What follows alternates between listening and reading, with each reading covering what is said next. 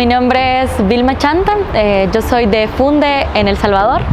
y este día he estado presentando en Latinosan, en San José, Costa Rica, la experiencia del proyecto En Cosecha de Agua Lluvia en una sesión sobre acceso al agua para comunidades rurales dispersas organizada por el BID,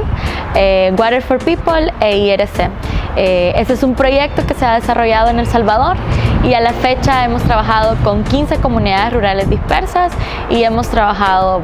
en dar acceso a agua a través de la cosecha de agua lluvia para 216 familias, que son más o menos 580 personas. Este es un sistema muy versátil que permite a las familias cosechar agua a través de una bolsa de geomembrana y a través de sistemas de filtrado, incluyendo un filtro casero, pues son totalmente potables y las familias pueden